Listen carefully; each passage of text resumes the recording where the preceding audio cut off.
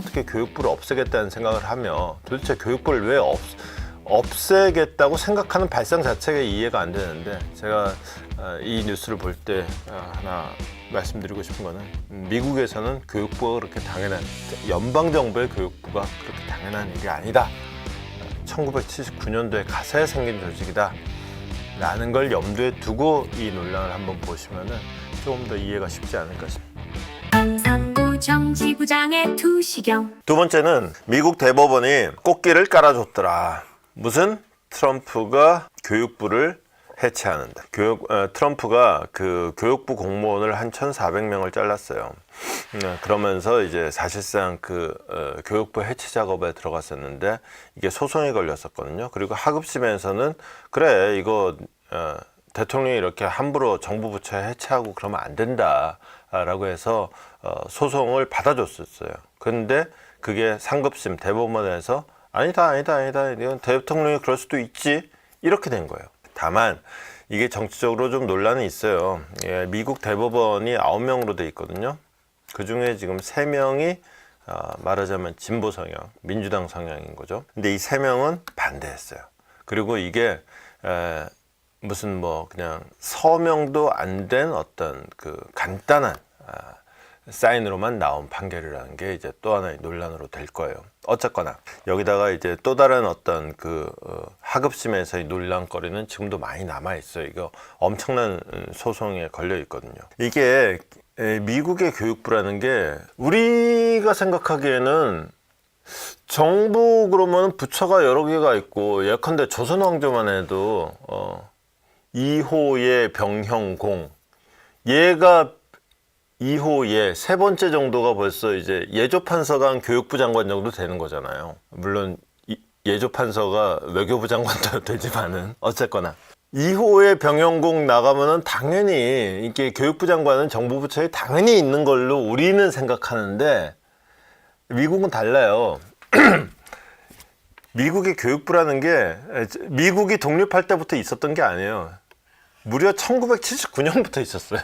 생긴 지 얼마 안 돼요. 그러니까 미국의 교육부는, 그러니까 이게 미국을 볼 때 그냥 우리의 마음으로 봐도 되는 것이 있는가 하면, 우리의 마음으로 보면 이해가 안 되는 것들이 몇 가지가 있는데, 대컨대 교육을 대하는 자세 같은 거예요. 1979년에 가서야 교육부가 생겼어요. 중앙정부에, 연방정부에 교육부가 있는 게 결코 당연한 나라가 아니에요. 이걸 일단 기본적으로 딱 깔고 시작을 하는 거예요. 자, 그렇다면은 우리가 생각하는 교육부라는 게 하는 역할이 있을 거 아니에요. 교과 과정을 어떻게 해야 할지, 그 다음 학교에는 어떻게 해야 할지, 이런 것들은 주정부에서 하는 거예요. 1979년도에 연방정부의 교육부가 생기기 전에도 공교육이라는 거는 존재했고, 누군가 했을 거 아니에요. 그게 주정부에서 했던 거예요. 원래 하던 거예요. 그리고 애시당초에 아주 오래 전부터 미국에서도 특히 이제 어떻게 보면 보수, 어떻게 보면 자유주의적인 사람들은 심지어 공교육에 대한 불신이 너무 심해서 학교를 아예 안 보내는 움직임들이 상당히 심했었어요. 이런 분위기를 일단 깔고 들어갔을 때, 그러면 이제 1979년이면은 카터 대통령 당시잖아요. 그리고 80년대 들어가면 이제 레이건이 이제, 레이건 이후에 줄곧 공화당에서는 교육부 폐지가 슬로건이에요. 교육부가 도대체 왜 있는지를 모르겠다. 왜냐? 79년 이전까지 교육부가 원래 없었으니까. 이런 상태에서 이제 트럼프가 드디어 그동안은 말로만 존재하던 것을 실제로 확 내질러 버린 거예요. 이게 왜 문제가 되냐? 그러면 도대체 미국의 연방정부 교육부가 하는 일은 뭔데? 연방정부의 교육부가 하는 일은 좀 이렇게 좀 돈 없는 학생들 학비대 주고, 그 다음에 장애인들 돈 주고요. 그 다음에 주로 이제 돈과 관련된 문제가 많아요. 재정 지출과 관련된 문제. 이제 결국 돈은 권력이죠. 이거를 뺏어서 주정부로 주겠다. 이게 이제 하나가 있는 거죠.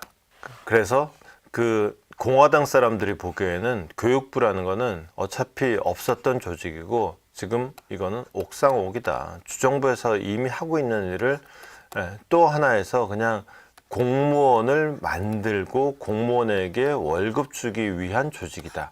그러니까 이 공무원들은 집에 가도 된다. 그래서 다 잘라버린 이런 상황이 지금 현재 상황인 거죠. 다만 이게 정치적으로는 우리도 교육감 선거라는 게 참 굉장히 이중적이죠. 교육감 선거라는 게 사실은 여러분들은 교육감 선거에 투표를 하긴 하겠지만은 대충 이 사람이 어느 성향이다라는 정도만 알지 그 사람이 뭐한 사람인지 정확히 잘 모르고 하는 사람이 많을 거예요. 교육감 선거에 나오기 전까지 그 사람의 이름 한 번을 들어본 적이 없는 사람들이 거의 대부분일 거예요. 근데도 교육감 선거를 하죠. 근데 그렇게 잘 알지도 못하고 뽑은 교육감이 실제로는 어마무시한 예산을 휘두르면서 어마무시한 권력을 갖고 있어요. 진짜 교육감이 갖고 있는 권한이라는 게 여러분들이 생각하는 것보다 훨씬 더 강력해요. 그리고 훨씬 더 실속이 있어요. 그리고 감시도 별로 안 받아요. 진짜 알짜배기거든요. 그리고 실제로 교육을 잡는 자 세상을 바꿉니다. 제가 고등학교를 다닐 무렵부터 정교조라는 게 만들어졌고 그리고 그 이후에 그들이 세상을 바꾸는 초석이 됐죠. 그들이 세상을 바꾼 현실이 지금 오늘날 이제 만들어진 사회 분위기이기도 한 거예요. 그러니까 교육을 잡는 자 세상을 바꾼다라는 것도 이 안에 사실은 들어가 있는 거예요. 그래서 이걸 니들 마음대로 그리고 니들이 착한 사람 노릇하면서 니들 편을 양산하는 이 꼴 못 봐주겠다라는 게 또 하나가 있고요. 또 하나는 굉장히 재밌는 건데 미국의 이제 이민 제도는 지금 트럼프에 와서 굉장히 심해지긴 했지만은 왕년에도 그렇게 뭐 호락호락하지는 않았어요. 근데 이민 제도하고 별개로 교육 제도에서는 예컨대 제가 미국에 불법 이민으로 갔어요. 그러면은 뭐 예컨대 소셜 넘버 같은 게 당연히 없죠. 그럼 미국에서 공식적으로는 뭐 면허증도 딸 수 없고 뭐 살 재간이 없어요. 그런데 미국에서 예컨대 이렇게 저기 뭐 좀 영어 교육 프로그램이라든가 지역사회에서 운영하는 이런 교육 프로그램 같은 것들은 있단 말이에요. 그래서 지역사회의 정착을 도와줘요. 그 사실상 불법 이민자를 위한 프로그램이나 마찬가지예요. 이민자를 위한 프로그램이기도 하지만은 이런 프로그램에는 소셜 넘버가 없이도 참여할 수 있어요. 불법 이민자를 그냥 눈 감아 주는 거죠. 이런 굉장히 이중적인 프로그램이 있거든요. 교육부를 없앤다는 것은 그 부분에 대한 어떤 정책의 변화 흐름으로도 볼 수가 있는 거죠. 어쨌거나 결국은 이제 그 돈 문제입니다. 6.8 빌리언이면은 아마도 한 거의 10조 원 정도 되겠네. 교육 예산 중에서 국회에서 교육 예산을 통과를 시켜놨어요.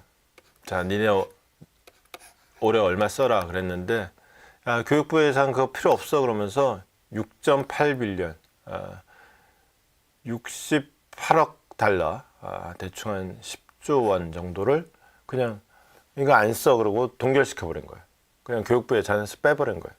아니 의회에서 쓰라고 통과시켰는데 정부에서 안 쓴다고 동결시키는 게 이게 말이 되냐. 이게 입장이 바뀌어도 한참 바뀌었지. 이게 단순한 불용 예산하고는 다른 거예요. 이거는 그냥 못 쓰게 그냥 통과된 예산인데 안 내려보내는 거예요.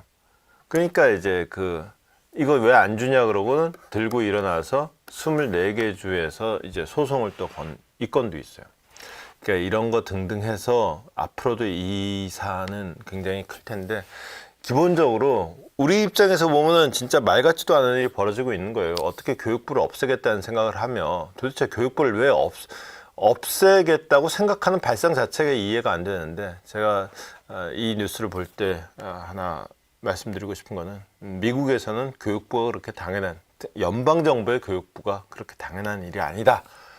1979년도에 가서야 생긴 조직이다 라는 걸 염두에 두고 이 논란을 한번 보시면은 조금 더 이해가 쉽지 않을까 싶어서 말씀을 드리겠습니다.